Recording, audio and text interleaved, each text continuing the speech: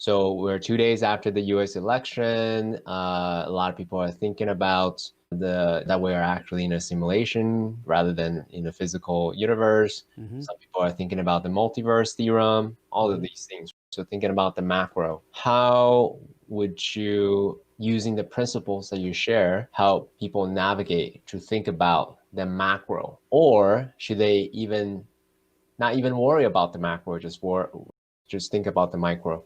Okay, I want to say a couple things about that. Hopefully I remember. Second thing is not worrying about the macro, just focusing on the micro. That's flow. But let me come back to that. The first thing is I've felt, just like everybody else, a certain amount of trepidation around the outcome of the election and the whole process of the election.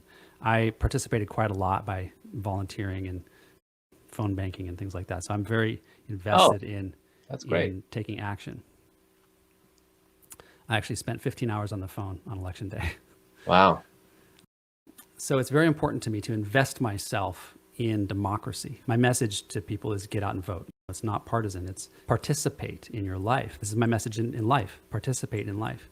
Look at the opportunities in front of you and take them, and don't take it for granted that you live in a country where you can select your leaders and where all the comforts of life that we have are a result of sacrifices made in the past, and we shouldn't take that for granted. We should make sure to invest ourselves in the parts of our life that we want to grow and strengthen. So I definitely think it's important to invest. What I think is also important in terms of managing the experience, because I've definitely been up and down on a roller coaster of anxiety, and this ties into what are we afraid of when we're on this roller coaster of anxiety? And I want to emphasize that we're actually afraid of our own feelings. We're not actually afraid of the outcome in physical world. We're afraid of the feelings we're going to have in that situation. And so if we can become more compassionate with ourselves, if we can become comfortable with whatever feelings we're having, we will get out of that fear space and be able to tolerate the situation, whatever it is, because we can tolerate how we feel. We can tolerate the feeling of powerlessness or the feeling of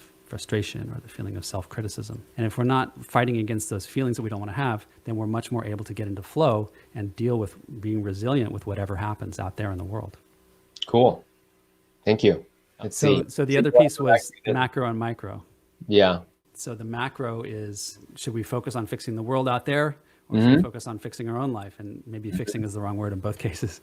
But flow is this magical state that when we focus on doing what's best for ourselves, when we understand what it is we really want in life and make space and time for that has an expansive effect. It's important for me to choose the job and the career that I love, not just because it's selfish for me, but because I actually have an outsized impact when I do that.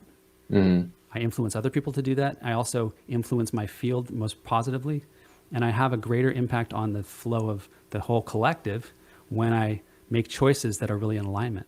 If I make choices that are sacrificing my well-being for safety and security, I'm not actually going to be necessarily contributing to a greater healing and a greater process of growth at the fundamental level. And I think that's what we need right now, is this, not just growth economically, but growth inside as well, so that the growth economically reflects our values, and we start to reflect values like sustainability, whatever that means for you.